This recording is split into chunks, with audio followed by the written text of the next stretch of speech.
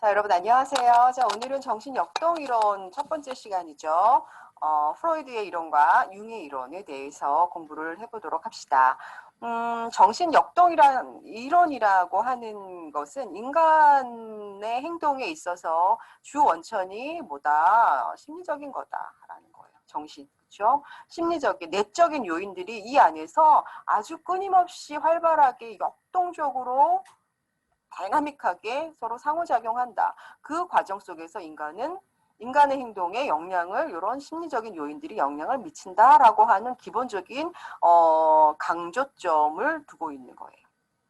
자, 그래서 프로이드와 융의 이론에 대해서 오늘은 공부를 하겠습니다. 자, 먼저 이제 프로이드 이론에 대해서 여러분들께 소개를 드릴게요. 여러분들 프로이드 이제 지금 이게 인간행동과 사회환경이 2학년 과목이에요. 보니까 비슷한 뭐 심리학 개론이라든지 뭐 이런 과목들도 개설되어져 있더라고요. 그래서 아마도 1학년 분들은 조금 덜 들었을 수도 있지만 2학년, 3학년 혹은 4학년 분들도 계시더라고요. 이제 그런 학생분들은 아마도 프로이드 이론을 글쎄요 공부를 하시면서 아마 꽤 여러 번 들으셨을 것 같아요. 그래서 많이 익히 알고 있는 내용들이지 않을까 싶은데요.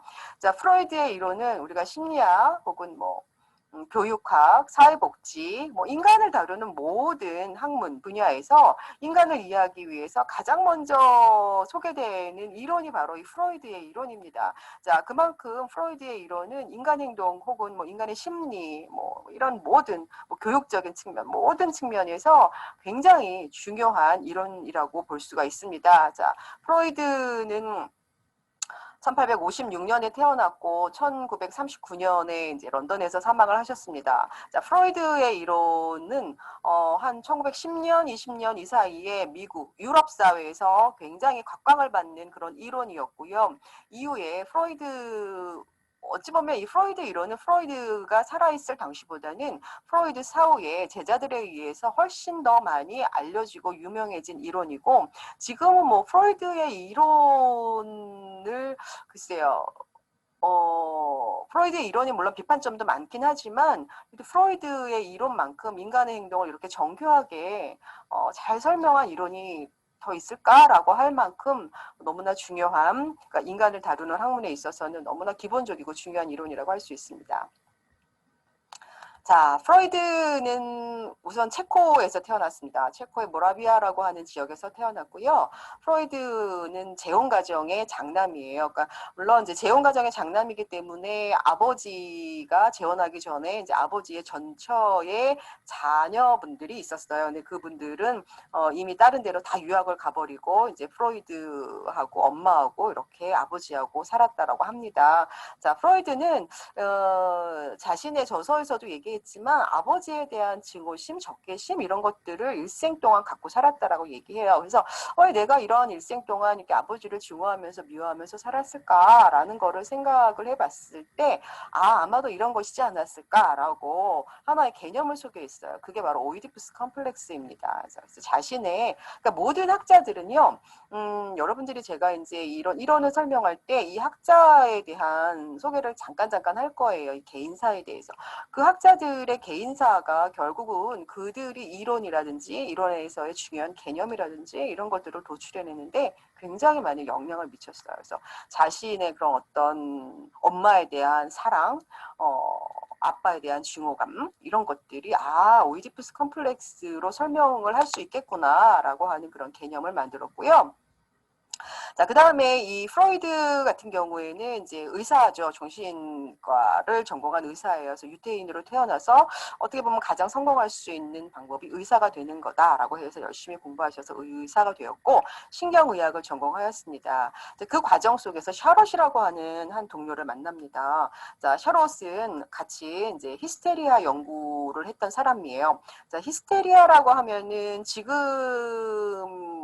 분류에 의하면은 그런 거죠. 기질적으로는 아무런 문제가 없는데 갑자기 말을 못한다거나 갑자기 막 신체에 마비 증상이 온다거나 그런 경우에요. 그래서 아무런 그러니까 아무런 어떤 문제가 없어요. 신체적으로는. 그런데 이런 증상이 보인다라고 하는 것이 뭔가 이 사람이 내면에 뭔가가 이 사람으로 하여금 이렇게 움직이게 하는구나라는 것 것들에 관심을 갖게 되는 거죠. 그래서 그 사람들을 치료하기 위해서 어떤 약물요법보다는 뭔가 최면을 통해서 무의식을 들여다보는 것을 통해서 그 사람이 지금 경험되는 어려움들을 치료하는 데 더 효과가 있겠구나라고 깨닫게 된 거예요. 그래서 브로이어라고 하는 또 동료를 만나서 그 히스테리아 연구에 있어서 최면이 효과적이다.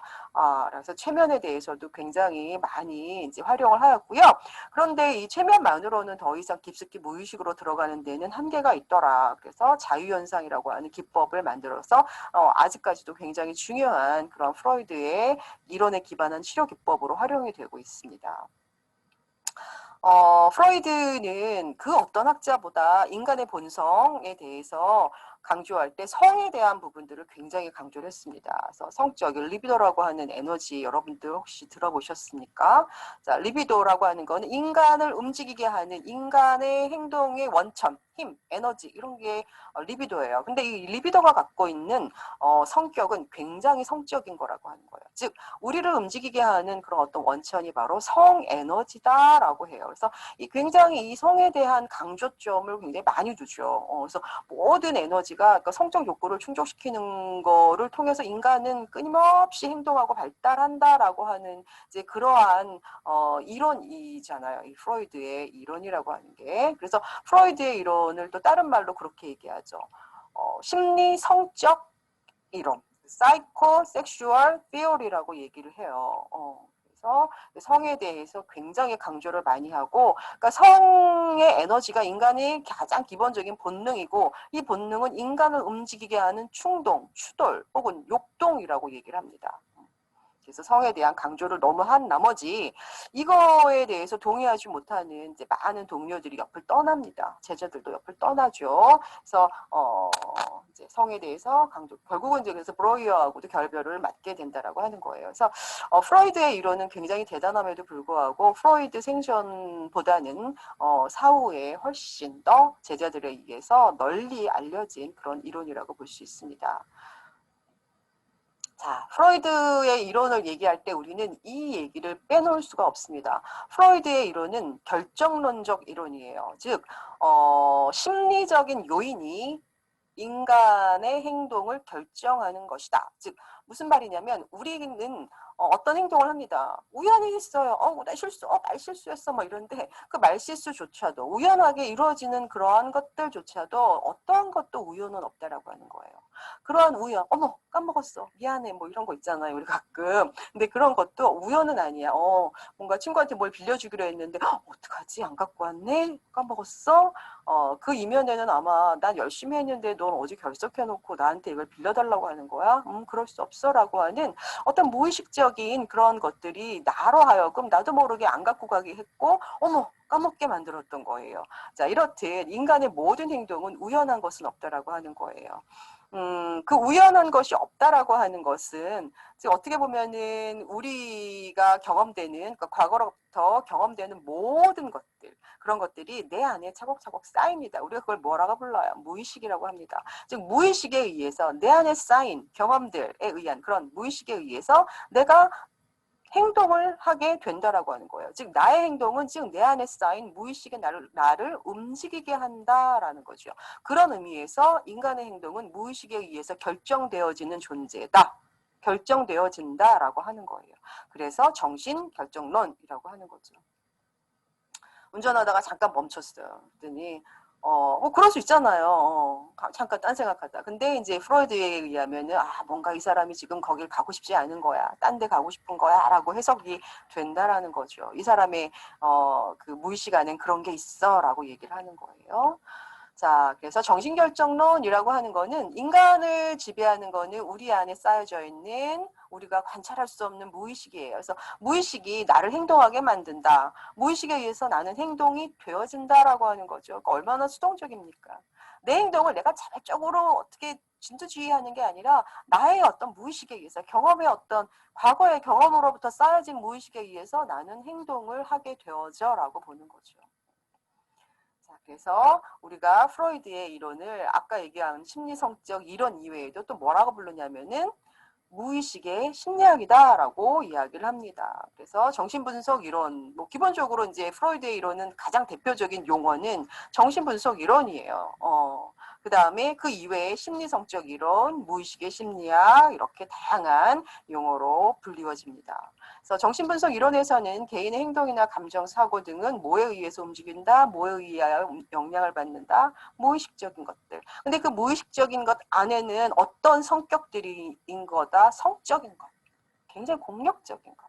자, 성적이고 공격적인 거는 여러분들 훅 하고 내비치기가 어려워요. 그죠? 근데 이런 것들이 뭔가 해결되지 않은 것들이 내 안에 막 쌓여져 있으면 나도 모르게 어느 순간 훅 하고 드러날 때가 있다는 거예요. 자, 이러한 충동들에 의해서 인간이 행동을 하고 그것들에 의해서 인간의 성격이 결정되어진다라고 주장을 하는 거예요.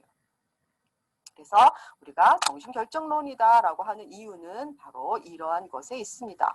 그 다음에 또 하나, 인간의 어떤 성격, 이런 거는 뭐에 영향을 받냐면 과거의 경험. 어떤 경험이냐면 과거에 내가 부모님하고의 그런 어떤 양육 과정에서 경험되어진 것들, 이런 것들이 나의 성격에 영향을 미쳐요. 그래서 보통 만 5세 이전에 나의 과거의 엄마 혹은 아빠, 즉 부모님이죠.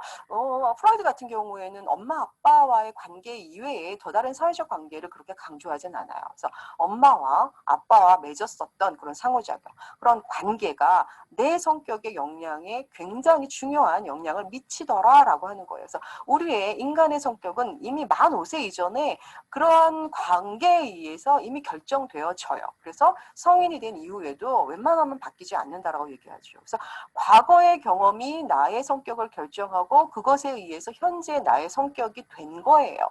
그래서 어려서의 결정되어진 것은 성인이 되어서도 바뀌지 않는다라고 하는 그런 입장을 취하고 있습니다. 그래서 굉장히 어떻게 보면은 결정론적인 입장을 취하고 있기 때문에, 그래서 웬만하면 바뀌지 않기 때문에 여러분들 이미 어려서 내가 뭔가 부족함, 뭔가 적절하지 않은 그러한 경험들로 인해서 내 성격에 조금 뭔가 문제가 있다면 웬만하면 잘 변하지 않는다는 거야.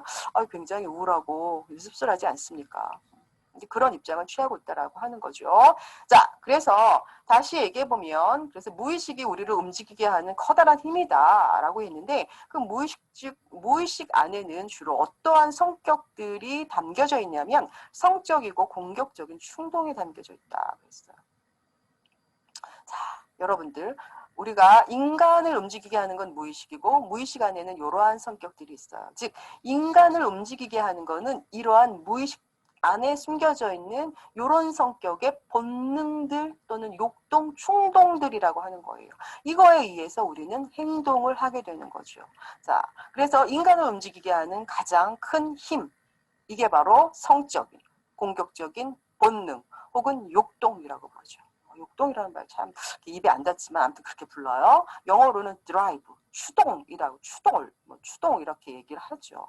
자, 그래서 기본적으로 인간의 성적인 본능, 굉장히 중요하게 생각을 했던 이 본능은 인간이 살고자 하는 본능이에요.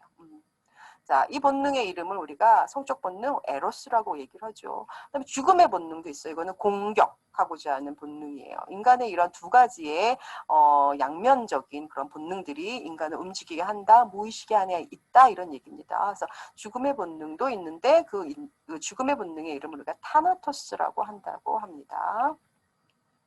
자, 이제 프로이드의 이론을 우리가 이해할 때는 크게 세 가지 관점으로 여러분들이 이해하셔야 돼요. 하나는 이렇게 지형학적 관점, 그 다음에 하나는 구조적 관점, 하나는 유전학적 관점. 자, 유전학적 관점은 발달적 관점이라고 다시 여러분들이 이해하시면 될 것 같습니다. 자, 그래서 이러한 것들에 의해서 여러분들이 현재의 성격이 결정이 된 거예요. 언제? 만 5세 이전에. 그래서 이러한 세 가지의 어떤 관점이 프로이드에 의하면 인간을 발달하게 하는 또는 인간의 성격을 형성하게 하는 굉장히 중요한 요인들이다라고 얘기하고 있습니다. 자, 그중에 먼저 지형학적인 관점에 대해서 말씀을 드리겠습니다. 자, 프로이드는 인간의 마음을 이렇게 그림으로 지도처럼 만들었어요. 그래서 이걸 우리가 빙산이라고 얘기를 하죠. 자, 빙산에는 이렇게 물 위에 있는 요 부분도 있고 수면 아래에 잠깐 수면과 가까운 요 부분도 있고 수면 아래 저 깊숙한 곳에 있는 이러한 부분들도 있습니다. 그래서 인간의 마음을 이렇게 세 가지의 이렇게 구조로 지도처럼 이렇게 설명할 수 있는 거죠. 하나 비유를 한 거죠. 이 빙산이라고 하는 거에. 그래서 인간의 마음은 크게 의식과 전의식과 무의식으로 우리가 나타낼 수 있는데, 자, 이렇게 그림처럼 표현한다면, 자, 첫 번째 의식이라고 하는 거는 우리가 느끼는 모든 거예요. 현재 내가 느끼고 알고 뭐 지각하고 뭐 생각하는 뭐 내가 느끼는 모든 것들이에요. 여러분들이 지금 내가 알고 있는 모든 거, 내가 경험되어져 있는 모든 것들, 이걸 우리가 의식이라고 합니다. 자, 의식은 이렇게 수면 위에 있기 때문에 알 수가 있고 보여요. 그래서 그런데 인간을 움직이게 하는 이 마음들, 이런 마음의 구조예요. 어찌 보면 이 세 가지 의식, 전의식, 무의식은 마음의 구조라고 얘기해요. 이걸 이렇게 지도처럼 표현한 게 바로 지형학적 모형이라고 하는 거예요. 자, 그런데 의식은요, 이렇게 어때요? 빙산의 일각이다라고 할 만큼 우리를 움직이게 하는 이 부분에서는 극히 일부분인 거예요. 여러분들이 현재 이렇게 느끼고 알고 있는 이런 것들은 여러분들이 행동하는 데 있어서는 극히 일부분이고, 실제로 여러분들의 행동에 영향을 미치는 건 여러분들이 잘 알 수 없는 이 밑에, 이 수면 아래 숨겨져 있는 아이들이라고 하는 거죠. 그런데 수면 아래 숨겨져 있는 아이들 중에 전의식이라는 게 있습니다. 전의식이라고 하는 거는요, 지금 당장은 의식되거나 지각되진 않아요. 하지만 잠깐 이렇게 생각을 해보면 그거구나 라고 의식할 수 있는 거예요. 나 지난주에 뭐 먹었지? 기억이 안 나는데? 맞아, 이거.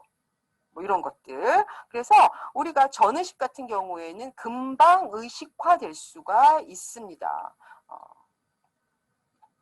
그 다음에 실제로 의식이나 전의식 같은 경우에는 그렇게 인간 행동에 영향을 미치는 요인들 중에서 많은 부분을 차지하고 있지 않아요. 하지만 여러분, 이렇게 빙산이 조금 나왔지만 빙산 아래에는 어마어마한 이 덩어리들이 있습니다. 보이지 않는. 자, 그거를 우리가 무의식이라고 프로이드는 칭했습니다.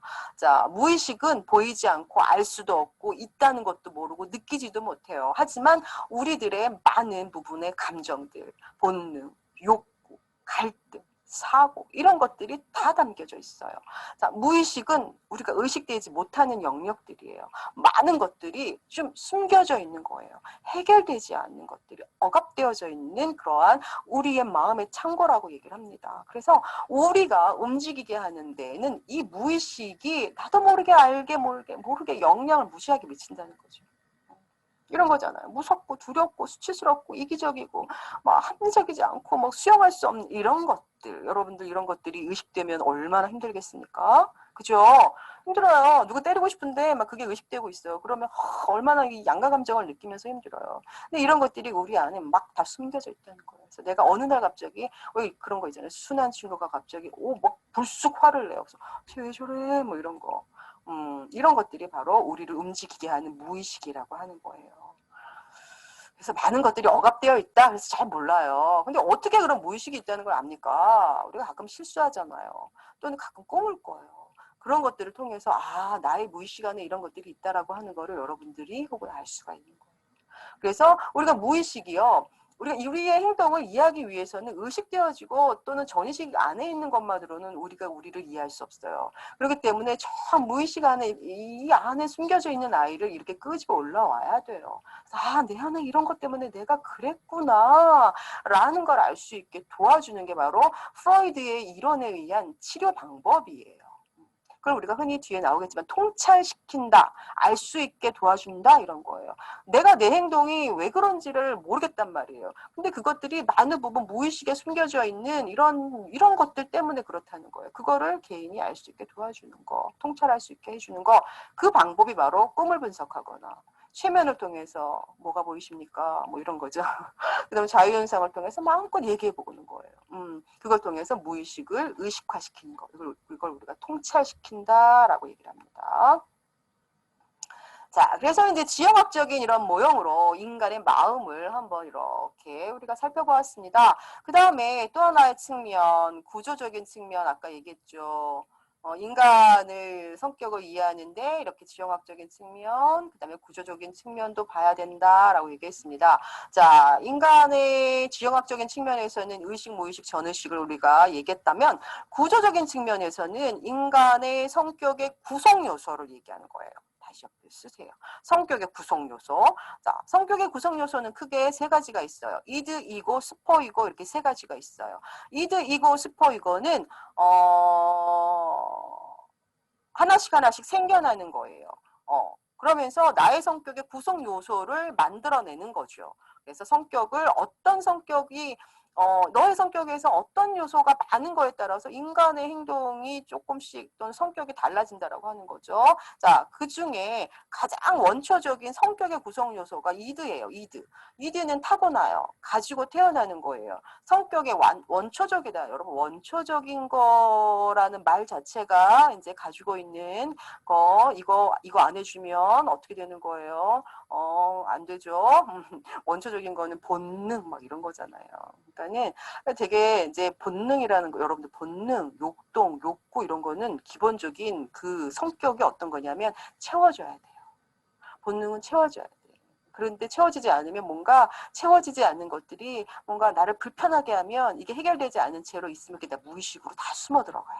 그래서 나도 모르게 내가 어느 순간에 내가 무슨 짓을 할지 모르게 만들어주는 거예요. 그래서 본능이 갖고 있는 건 웬만하면 채워달라고 하는 그런 의미가 있습니다. 근데 이드는 바로 그런 거예요. 다 이드가 갖고 있는 성격이. 그래서 이드는 타고나요. 애기들이 배고프면 울어요. 밥 달라고 하는 거죠. 응가를 싸면 울어요. 기저귀 치워주면 기분 좋아지잖아요. 그래서 먹고 입고 자고 싸고 내가 하고 싶은 대로 다 하는 나의 성격의 구성 요소. 얘는 타고나는 거예요. 그래서 이러한 인간이 갖고 있는 아주 기본적인 이런 욕구나 이런 것들은 원초적인 욕구는 이것이 해결되지 않으면 사람이 긴장을 느낍니다. 여러분들 배고픈데 밥 안 주면 애기들이 왜 울어요? 배고프니까 우는 거예요. 그 긴장이 해소가 안 돼서 우는 거예요. 그리고 이제 배부러지면 이제 좋아 하면서 아이들이 빵긋빵긋 웃잖아요. 그래서 인간이 가지고 있는 기본적인 이 이드의 욕구나 욕동은 반드시 뭐가 되어야 되느냐? 해소가 되어야 되는 거예요. 그래서 노골적이고 동물적이고 굉장히 원초적이고 조직적이지 못한 거죠. 당연하죠. 이 원초적인 것이 갖고 있는 성격이잖아요. 그래서 반드시 채워줘야 된다라고 하는 거죠. 그래서 이드가 갖고 있는 거는 이드의 성격은 기본적으로 채워줘야 되고 너무 원초적인 거기 때문에 시간이 지나면 나아지겠지 아니에요. 그렇지 않다는 거예요. 그래서 만약에 정말 어떠한 성인이 있는데 이드가 너무 강한 성인은 정말 자기 하고 싶은 대로 다 하는 사람이에요. 원초적이고 나 배고프면 먹어야 되고 내가 지금 여기서 화내고 싶으면 화내야 되고 막 이런 성격이거든요. 그럼 옆에 있는 사람이 얼마나 피곤하겠습니까? 충동적이고 유치하고 막 합리적이지 못한 그런 성격을 갖고 있는 거죠.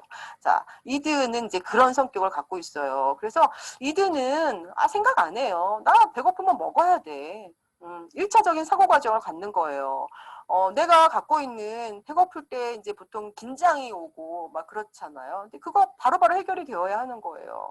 근데 어떨 때는 여러분들이 배고플 때 왜 먹는 거 생각하고 먹는 거 보면은 그래도 조금 참을 수가 있는데 이 이드의 성격은 그렇지 않아. 이 표정 갖고는 해결이 안 돼요. 머릿속으로 생각하는 거는 해결이 안 돼. 즉각적으로 그 실체가 내 앞에 있어야 되고 내가 먹어야 된다는 거죠.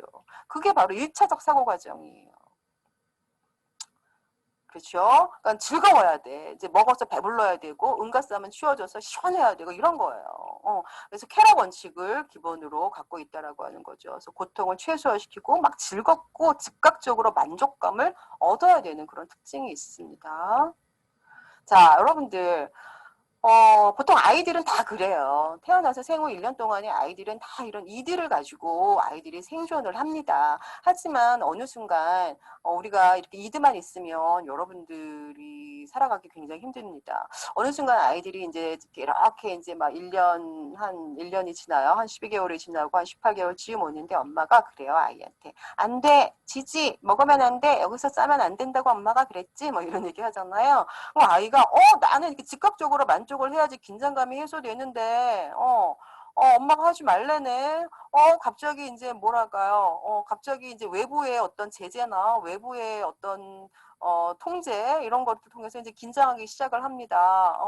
이제 그러면서 발달하는 게 뭐다? 자아다. 에고가 발달하기 시작하는 거예요. 그래서 에고는 생후 한 18개월 부터 이제 에고가 발달해요. 보통 에고가 발달하는 시기에 아이들의 특징적인 행동이 배변 훈련을 하기 시작을 합니다. 배변 훈련을 하라는 게 뭐예요? 여러분들 그전까지 애기들은 막 자기가 싸고 싶으면 마음대로 아무 데나 막 싸도 됐어요. 하지만 배변 훈련이라고 하는 거는 싸고 싶다고 막 싸는 게 아니라 정해진 곳에서 이렇게 싸는 거야 라는 거를 배우는 거잖아요. 그래서 여기서 하면 안 돼 라고 외부에 어떤 통제가 막 들어오기 시작하는 거예요. 그러면서 아이들이 배변 훈련을 통해서 이제 자신의 행동을 마음대로 막 하고 싶은 대로 충동적으로 하는 게 아니라 어느 정도 참고 조절하는 거를 배우고 연습하는 걸 하게 돼요. 자, 그래서 쾌락을 내가 막 지금 당장 해결하고 싶어도 좀 참아야 되는구나. 뭔가 현실적으로 이래 이제 요건이 마련될 때까지 참아야 되는구나라는 걸 아이들이 배우기 시작하는 거예요. 자, 그게 바로 자아가 하는 일이에요. 자아. 그러면서 발달하는 게 자아입니다. 그래서 자아는 이드의 충동을 지연시키고 현실이 괜찮아질 때까지 좀 참게 만드는 역할을 하는 게 자아예요. 우리가 먹고 싶다고 막 아무거나 막 훔쳐먹고 그러면 안 되잖아요. 참게 만드는 거죠. 돈이 있을 때 혹은 뭐 집에 가서 돈을 가져올 때까지 뭐 참고 기다린다거나 뭐 이런 거를 배우는 것이 바로 자아의 역할이에요. 그래서 외적인 현실을 고려해야 돼요. 아무데나 쓰면 안 되는 거잖아요. 그래서 이들을 좀 워워 하는 거예요. 참고 지배시키는 거예요. 통제하는 역할. 그래서 우리 성격에 있어서의 어떤 집행자 역할을 하는 이제 그게 바로 자아의 기능입니다.